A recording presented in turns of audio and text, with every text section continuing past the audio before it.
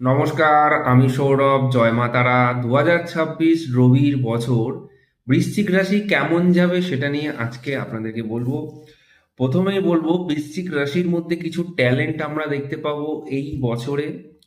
তাদের ক্ষেত্রে আমরা মনে করছি, বা আমি বিশেষ করে মনে করি, তাদের এডুকেশন কিন্তু এডুকেশনের জন্য বা এডুকেশনের প্রাপ্তির জন্য বাইরের দেশে যাওয়ার কিন্তু সম্ভাবনা রয়েছে। এবং কর্মজীবনের উন্নতি শিখরে পৌঁছতে দেখতে পাওয়া যাবে যারা বিজনেসের সঙ্গে যুক্ত রয়েছেন। ঠিক আপ টু জুন মাস পর্যন্ত তাদের ব্যবসা তুলনামূলক খুব ভালো যাবে।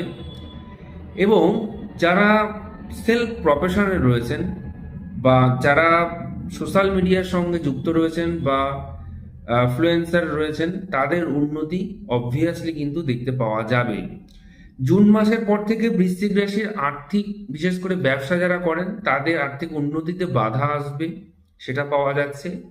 এমনি যারা কর্মজীবনের সঙ্গে যুক্ত রয়েছেন, অর্থাৎ অফিস জব করেন বা আইটি সেক্টরে রয়েছেন, তাদের কর্মক্ষেত্রে কিছু পরিশ্রম করতে হবে, কর্মক্ষেত্রে কিছু সমস্যার সম্মুখীন হতে হবে। কারণ দশমে কেতু থাকছে।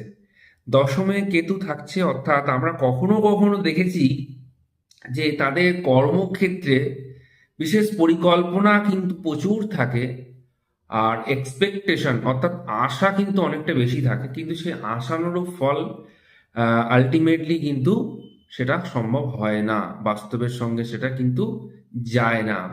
হয়তো আমি অনেক কিছু এক্সপেকটেশন রাখলাম, আশা রাখলাম, সে আশাটা কিন্তু অসম্পূর্ণ থেকে যাবে।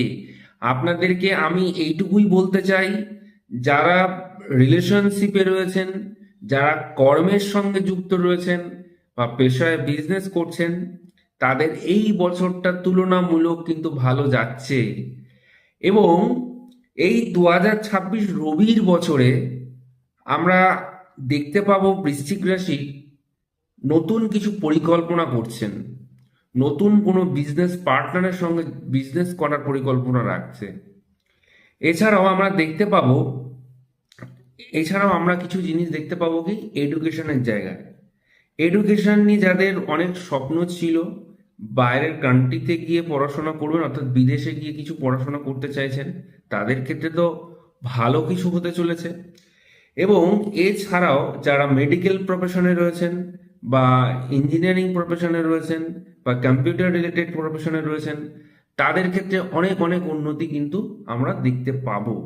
এটা মাথায় রাখতে হবে, দশমে কেতু। ভিডিওটি ভালো লাগলে সবাই